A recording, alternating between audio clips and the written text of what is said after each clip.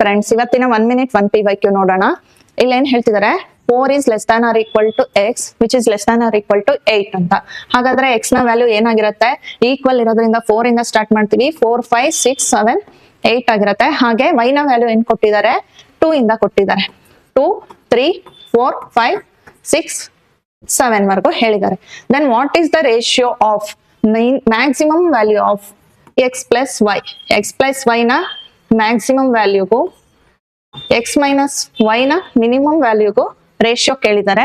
ಇದನ್ನ ಯಾವ ರೀತಿ ಮಾಡ್ತೀವಿ ಅಂದ್ರೆ, ಇವಾಗ ಮ್ಯಾಕ್ಸಿಮಮ್ ವ್ಯಾಲ್ಯೂ ತಗೋಬೇಕು. ಇವೆರಡು ಆಡ್ ಮಾಡ್ಕೊಳ್ತೀರಾ, 6 ಬರುತ್ತೆ. ಇದು ಆಡ್ ಮಾಡ್ತೀರಾ, 7 ಬರುತ್ತೆ. ನಮ್ಗೆ ಬೇಕಾಗಿರೋದು ಮ್ಯಾಕ್ಸಿಮಮ್ ವ್ಯಾಲ್ಯೂ.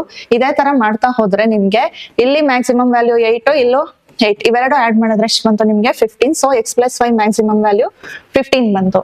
ಇವಾಗ ಮಿನಿಮಮ್ ಅಂತ ಹೇಳಿದ್ರೆ ಡಿಫ್ರೆನ್ಸ್ ತಗೊಳ್ತಾ ಹೋಗ್ತೀರಾ. 4 2 ಗೆ ಡಿಫ್ರೆನ್ಸ್ 2 ಬಂತು. ಇಲ್ಲಿ 4 3 1 ಈ ರೀತಿ ಮಾಡ್ತಾ ಹೋದ್ರೆ ಮಿನಿಮಮ್ ವ್ಯಾಲ್ಯೂ ಯಾವಾಗ ಬರುತ್ತೆ ಅಂದ್ರೆ 4 ಮತ್ತೆ 7 ಗೆ ನೀವು ಡಿಫ್ರೆನ್ಸ್ ತಗೊಂಡ್ರೆ ಏನ್ ಬರುತ್ತೆ, -3 ಬರುತ್ತೆ.